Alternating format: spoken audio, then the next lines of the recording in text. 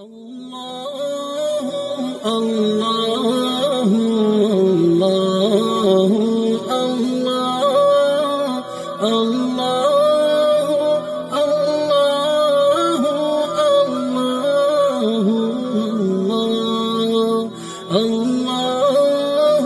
اللہ۔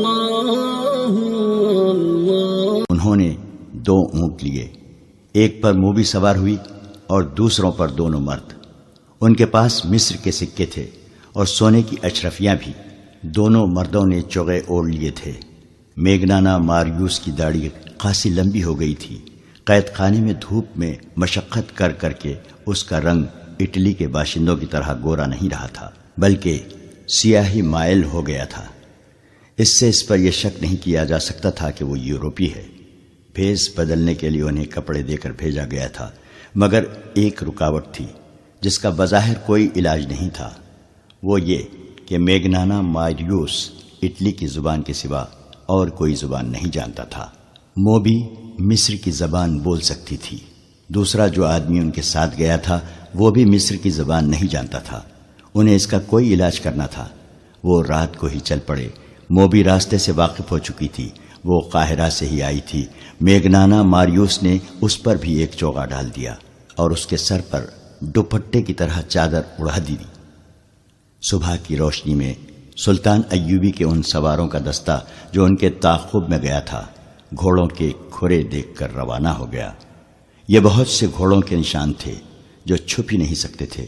صبح سے پہلے صلیبیوں کی پارٹی لڑکیوں کو ساتھ لے کر چل پڑی۔ ان کی رفتار خاصی تیز تھی۔ ان کے تعاقب میں جانے والوں کا سفر رک گیا، کیونکہ رات کے وقت وہ زمین کو نہیں دیکھ سکتے تھے۔ مگر صلیبیوں نے سفر جاری رکھا۔ وہ آدھی رات کے وقت پڑاؤ کرنا چاہتے تھے۔ وہ بہت جلدی میں تھے۔ صبح کے دھندلکے میں صلیبی جو آدھی رات کے وقت رکے تھے چل پڑے۔ ان کے تعاقب میں جانے والوں کی پارٹی صبح کی روشنی میں روانہ ہوئی۔ میگنانا ماریوس نے عقل مندی کی تھی کہ وہ اونٹوں پر گیا تھا۔ اونٹ بھوک اور پیاس کی پرواہ نہیں کرتا، رکے بغیر گھوڑے کی نسبت بہت زیادہ سفر کر لیتا ہے۔ اس سے میگنانا ماریوس کا سفر تیزی سے طے ہو رہا تھا۔ سورج غروب ہونے میں ابھی بہت دیر تھی جب انہیں لاشیں نظر آئیں۔ علی بن سفیان کے نائب نے بالیان کی لاش پہچان لی۔ اس کا چہرہ سلامت تھا۔ اس کے قریب اس کے 6 دوستوں کی لاشیں پڑی تھیں۔ گدھوں اور درندوں نے زیادہ تر گوشت کھا لیا تھا۔ سوار حیران تھے کہ یہ کیا معاملہ ہے۔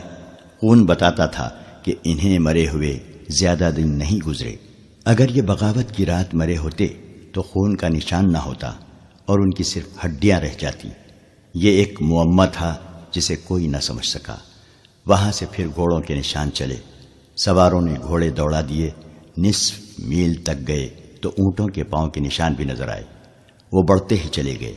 سورج غروب ہوا تو بھی نہیں رکے، کیونکہ اب مٹی کے اونچے نیچے ٹیلوں کا علاقہ شروع ہو گیا تھا، جس میں ایک راستہ بل کھاتا ہوا گزرتا تھا۔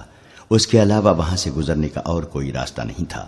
صلیبی اسی راستے سے گزر رہے تھے اور بحیرہ روم کی طرف چلے جا رہے تھے۔ ٹیلوں کا علاقہ دور تک پھیلا ہوا تھا۔ وہاں سے تعاقب کرنے والے نکلے تو رک گئے، کیونکہ آگے ریتیلا میدان آ گیا تھا۔ صبح کے وقت چلے تو کسی نے کہا کہ سمندر کی ہوا آنے لگی ہے۔ سمندر دور نہیں تھا، مگر صلیبی ابھی تک نظر نہیں آئے تھے۔ راستے میں ایک جگہ کھانے کے بچے کچے ٹکڑوں سے پتہ چلا کہ رات یہاں کچھ لوگ رکے تھے۔ گھوڑے بھی یہاں باندھے گئے تھے۔ پھر یہ گھوڑے وہاں سے چلے۔ زمین کو دیکھ کر تعاقب کرنے والوں نے گھوڑوں کو ایڑیں لگا دی۔ سورج اپنا سفر طے کرتا گیا اور آگے نکل گیا۔ گھوڑوں کو ایک جگہ آرام دیا گیا، پانی پلایا اور یہ دستہ روانہ ہو گیا۔ سمندر کی ہوائیں تیز ہو گئی تھیں اور ان میں سمندر کی بو صاف محسوس ہوتی تھی۔ پھر ساحل کی چٹانی نظر آنے لگی۔ زمین بتا رہی تھی کہ گھوڑے آگے آگے جا رہے ہیں اور یہ بے شمار گھوڑے ہیں۔ ساحل کی چٹانیں گھوڑوں کی رفتار سے قریب آ رہی تھیں۔ تعاقب کرنے والوں کو ایک چٹان پر 2 آدمی نظر آئے۔ وہ اس طرف دیکھ رہے تھے۔ وہ تیزی سے سمندر کی طرف اتر گئے۔ گھوڑے اور تیز ہو گئے۔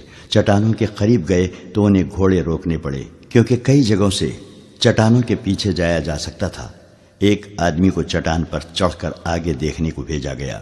وہ آدمی گھوڑے سے اتر کر دوڑتا گیا اور ایک چٹان پر چڑھنے لگا۔ اوپر جا کر اس نے لیٹ کر دوسری طرف دیکھا اور پیچھے ہٹایا۔ وہیں سے اس نے سواروں کو اشارہ کیا کہ پیدل آؤ۔ سوار گھوڑوں سے اترے اور دوڑتے ہوئے چٹان تک گئے۔ سب سے پہلے علی بن سفیان کا نائب اوپر گیا۔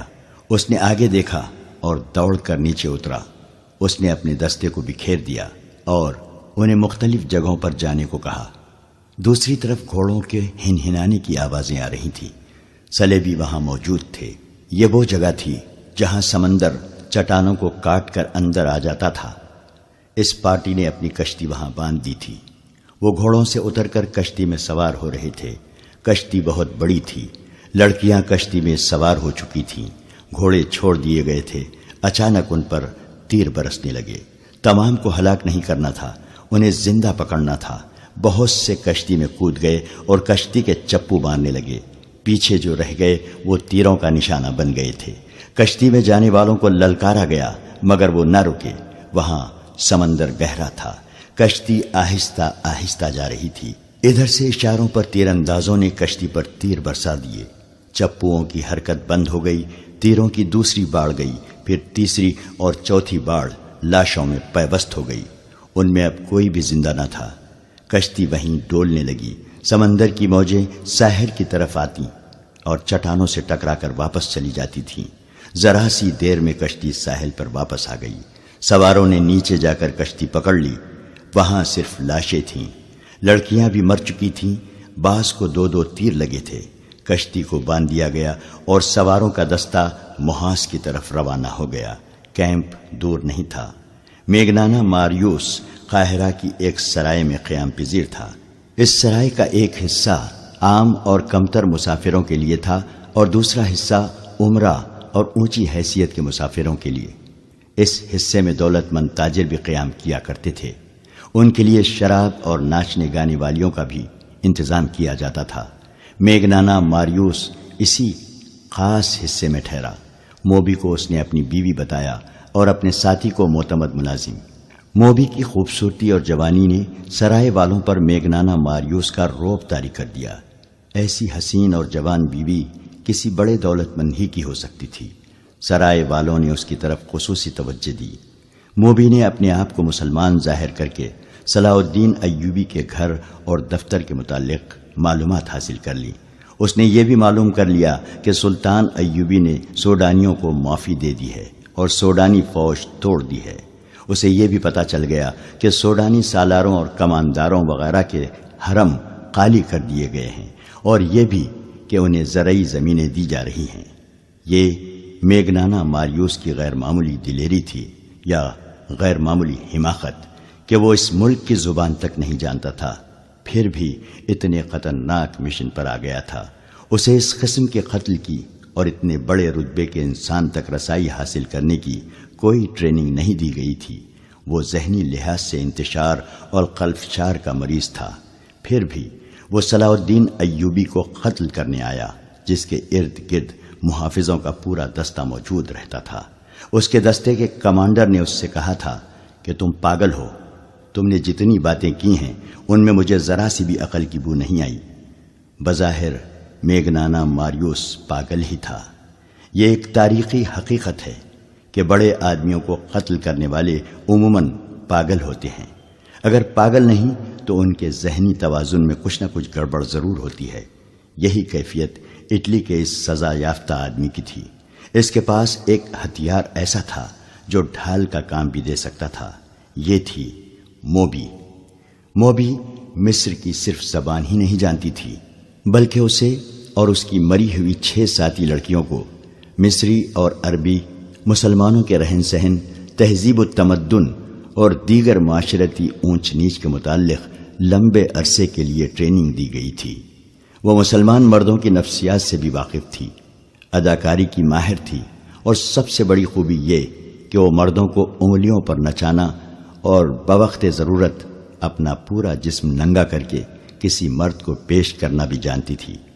یہ تو کوئی بھی نہیں بتا سکتا کہ بند کمرے میں میگنانا ماریوس، موبی اور ان کے ساتھی نے کیا باتیں کی اور کیا منصوبہ بنایا۔ البتہ ایسا ثبوت پرانی تحریروں میں ملتا ہے کہ 3-4 روز سرائے میں قیام کے بعد میگنانا ماریوس باہر نکلا تو اس کی داڑھی دھلی دھلائی تھی. اس کے چہرے کا رنگ سوڈانیوں کی طرح گہرا بادامی تھا، جو مصنوعی ہو سکتا تھا لیکن مصنوعی لگتا نہیں تھا. اس نے معمولی قسم کا چوغا اور سر پر معمولی قسم کا رومال اور امامہ باندھ رکھا تھا.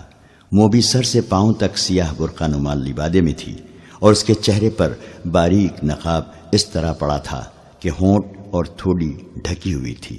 پیشانی تک چہرہ ننگا تھا. پیشانی پر اس کے بھورے ریشمی بال پڑے ہوئے تھے اور اس کا حسن ایسا نکھرا ہوا تھا کہ راہ جاتے لوگ رک کر دیکھتے تھے. ان کا ساتھی معمولی سے لباس میں تھا جس سے پتہ چلتا تھا کہ نوکر ہے. سرائے کے باہر 2 نہایت اعلیٰ نسل کے گھوڑے کھڑے تھے. یہ سرائے والوں نے میگنانا ماریوس کے لیے اجرت پر منگوائے تھے کیونکہ اس نے کہا تھا کہ وہ اپنی بیوی کے ساتھ سیر کے لیے جانا چاہتا ہے. میگنانا ماریوس اور موبی گھوڑوں پر سوار ہو گئے اور جب گھوڑے چلے تو ان کا ساتھی نوکروں کی طرح پیچھے پیچھے چل پڑا. صلاح الدین ایوبی اپنے نائبین کو سامنے بٹھائے سوڈانیوں کے متعلق احکامات دے رہا تھا. وہ یہ کام بہت جلدی ختم کرنا چاہتا تھا کیونکہ اس نے فیصلہ کر لیا تھا کہ سلطان زنگی کی بھیجی ہوئی فوج مصر کی نئی فوج اور وفادار سوڈانیوں کو ساتھ ملا کر ایک فوج بنائے گا اور فوری طور پر یروشلم پر چڑھائی کرے گا. بحر روم کی شکست کے بعد جبکہ سلطان زنگی نے فرینکوں کو بھی شکست دے دی تھی، ایک لمبے عرصے تک صلیبیوں کے سنبھلنے کا کوئی امکان نہیں تھا. ان کے سنبھلنے سے پہلے ہی سلطان ایوبی ان سے یروشلم چھین لینے کا منصوبہ بنا چکا تھا. اس سے پہلے وہ سوڈانیوں کو زمینوں پر آباد کر دینا چاہتا تھا تاکہ کھیتی باڑی میں الجھ جائیں اور ان کی بغاوت کا امکان نہ رہے.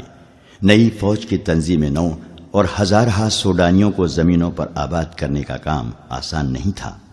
ان دونوں کاموں میں خطرہ یہ تھا کہ سلطان ایوبی کی فوج اور اپنی انتظامیہ میں ایسے اعلیٰ افسر موجود تھے جو اسے مصر کی امارت کے سربراہ کی حیثیت سے نہیں دیکھ سکتے تھے.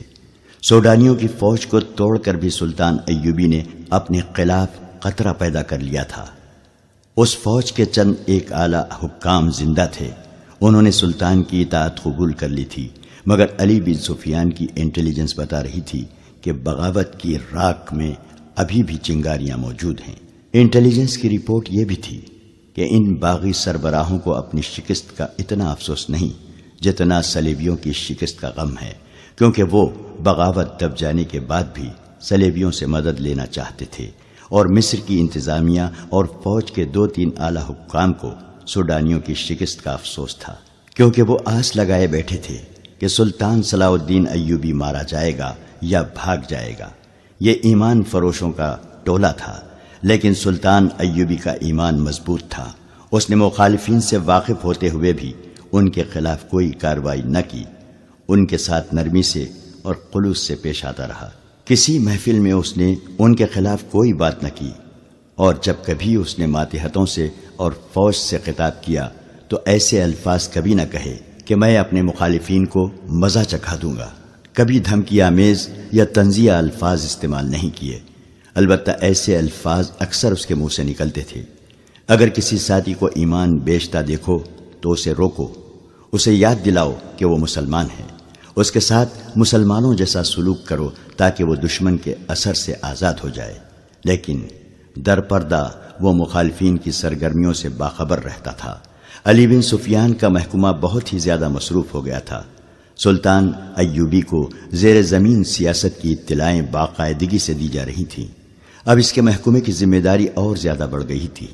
محافظوں اور شتربانوں کے قتل کی اطلاع بھی قاہرہ آ چکی تھی. اس سے پہلے جاسوسوں کا گروہ جس میں لڑکیاں بھی تھیں محافظوں سے نامعلوم افراد نے آزاد کرا لیا تھا.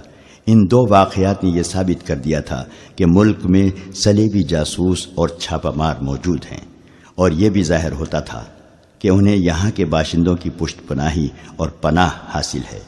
ابھی یہ اطلاع نہیں پہنچی تھی کہ چھاپہ ماروں اور لڑکیوں کے عین اس وقت ختم کر دیا گیا ہے جب وہ کشتی میں سوار ہو رہے تھے.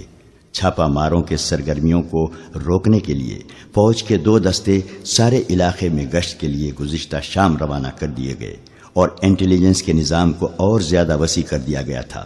صلاح الدین ایوبی قدرے پریشان بھی تھا.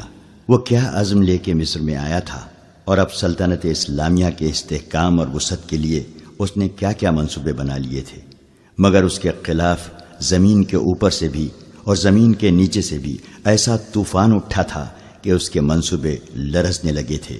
اسے پریشانی یہ تھی کہ مسلمان کی تلوار مسلمان کی گردن پر لٹک رہی تھی، ایمان کا نیلام ہونے لگا تھا۔ سلطنت اسلامیہ کی خلافت بھی سازشوں کے جال میں الجھ کر سازشوں کا حصہ اور آلائے کار بن گئی تھی۔ زن اور زر نے عرب کی سرزمین کو ہلا ڈالا تھا۔ سلطان ایوبی اس سے بھی بے خبر نہیں تھا کہ اسے قتل کرنے کی سازشیں ہو رہی تھیں، لیکن اس پر بھی وہ کبھی پریشان نہیں ہوا تھا۔ کہا کرتا تھا کہ میری جان اللہ کے ہاتھ میں ہے، اس کی ذات باری کو جب زمین پر میرا وجود بیکار لگے گا تو مجھے اٹھا لے گا، لہٰذا اس نے اپنے طور پر اپنی حفاظت کا کبھی فکر نہیں کیا تھا۔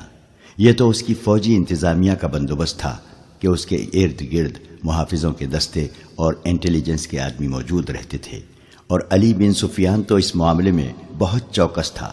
ایک تو یہ اس کی ڈیوٹی تھی، دوسرے یہ کہ وہ سلطان ایوبی کو اگر پیغمبر نہیں تو اپنا پیر و مرشد ضرور سمجھتا تھا۔ اس روز سلطان ایوبی نائبین کو احکامات اور ہدایت دے رہا تھا جب دو گھوڑے اس کے محافظ دستے کی بنائی ہوئی ہت پر رکے۔ انہیں محافظوں کے کمانڈر نے روک لیا تھا۔ سوار میگنانا ماریوس اور موبی تھے۔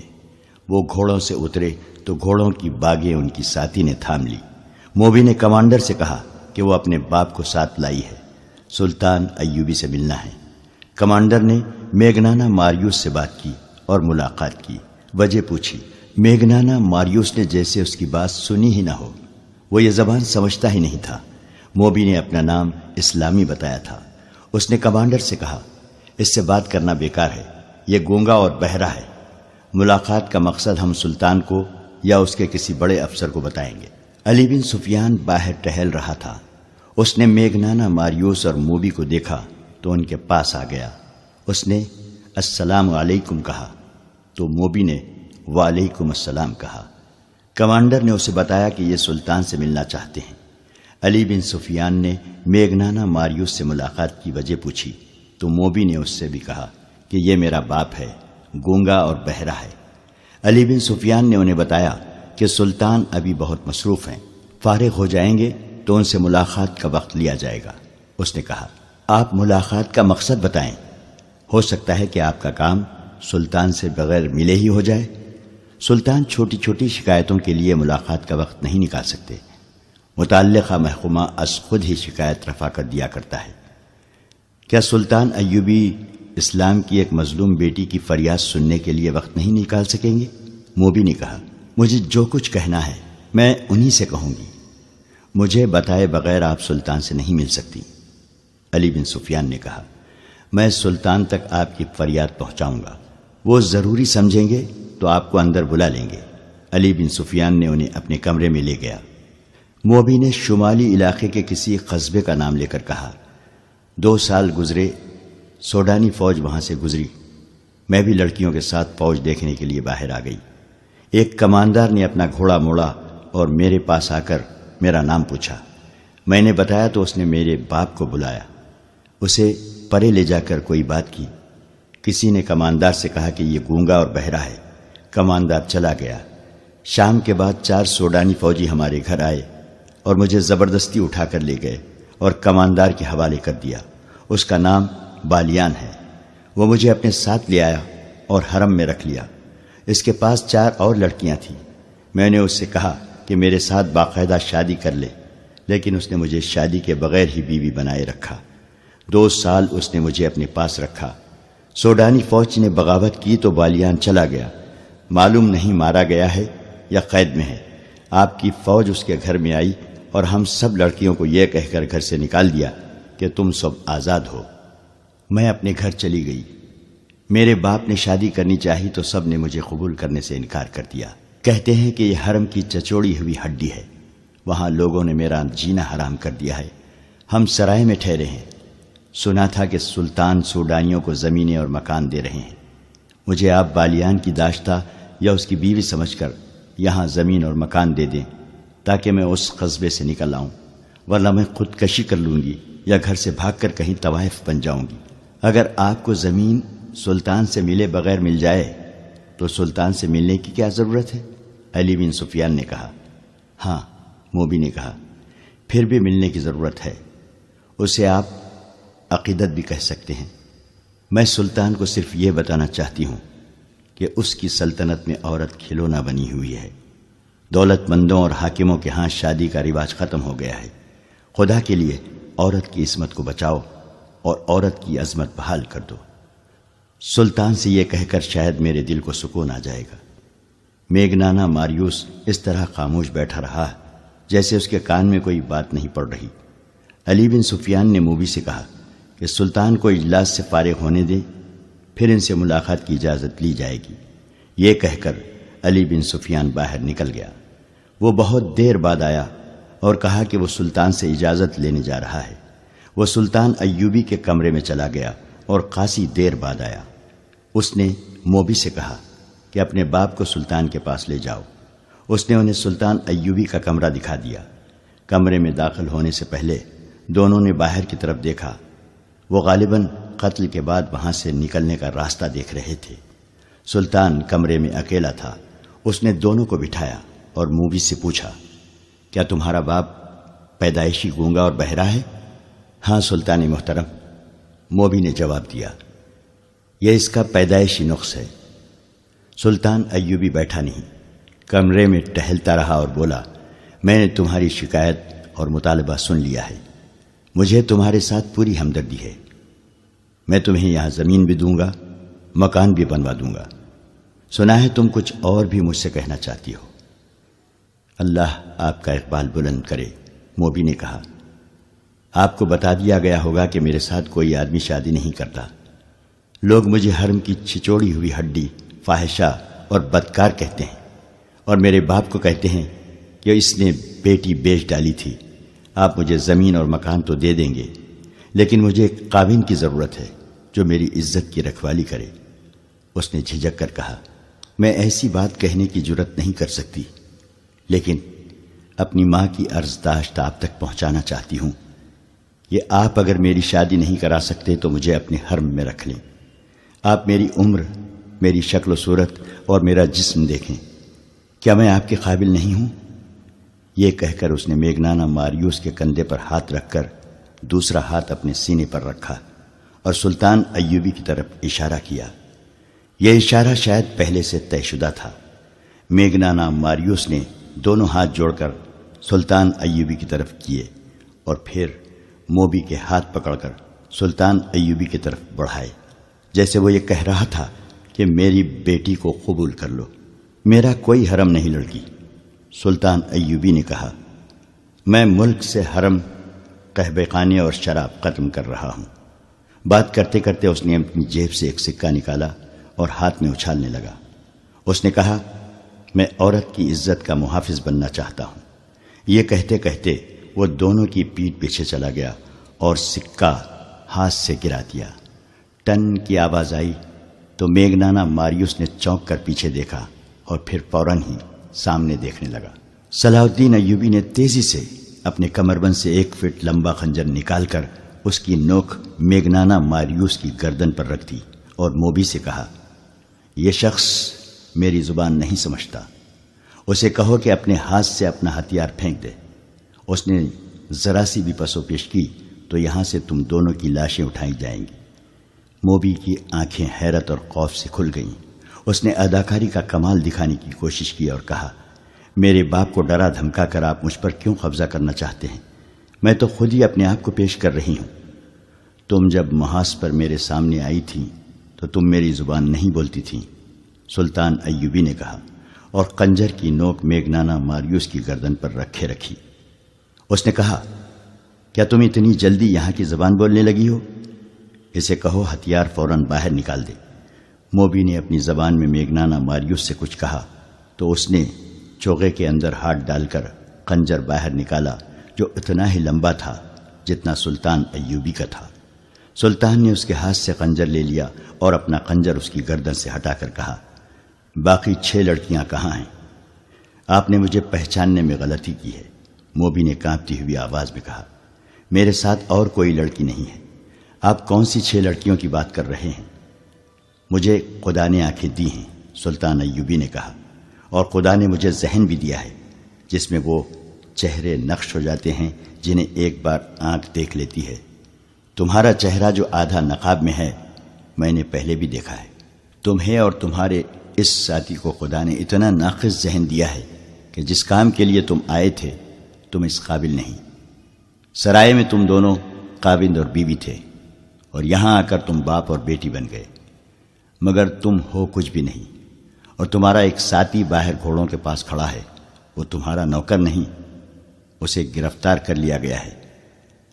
یہ کمال علی بن سفیان کا تھا۔ اسے موبی نے بتایا تھا کہ وہ سرائے میں ٹھہرے ہوئے ہیں۔ وہ ان دونوں کو اپنے کمرے میں بٹھا کر باہر نکل گیا اور گھوڑے پر سوار ہو کر سرائے میں چلا گیا تھا۔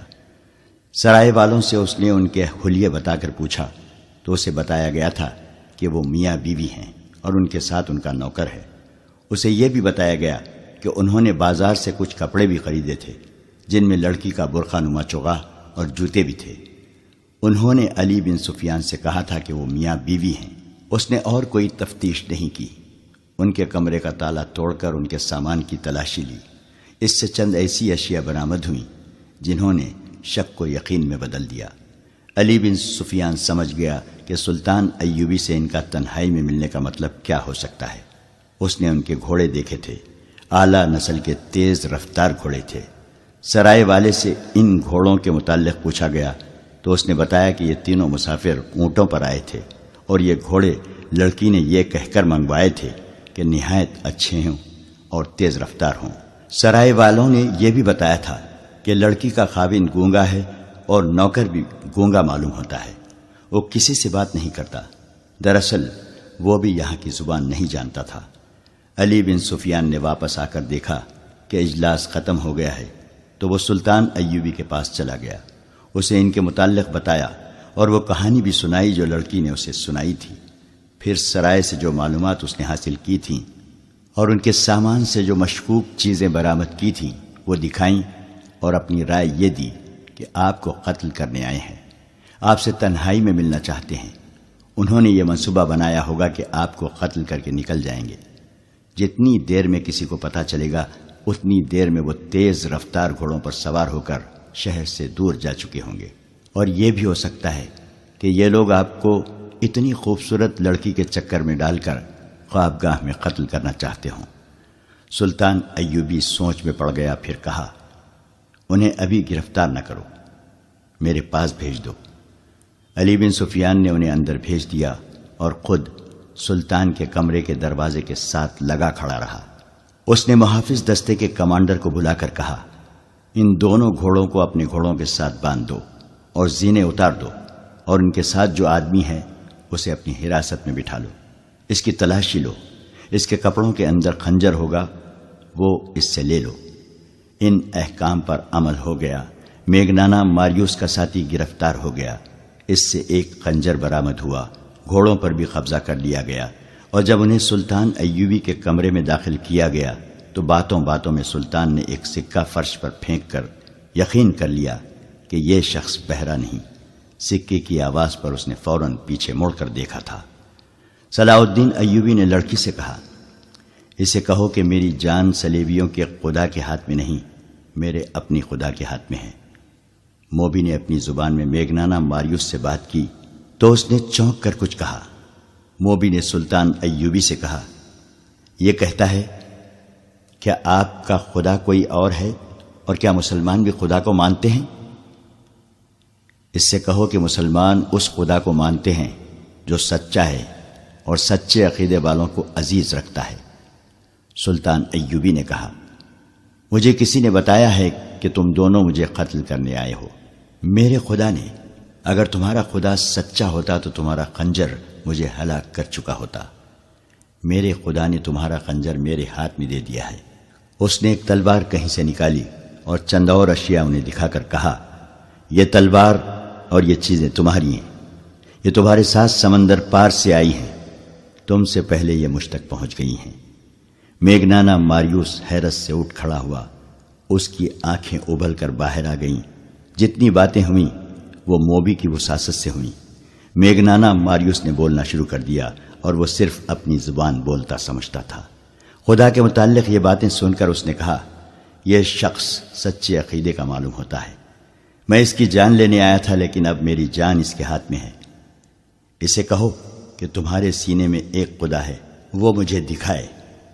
میں اس خدا کو دیکھنا چاہتا ہوں جس نے اسے اشارہ دیا ہے کہ ہم اسے قتل کرنے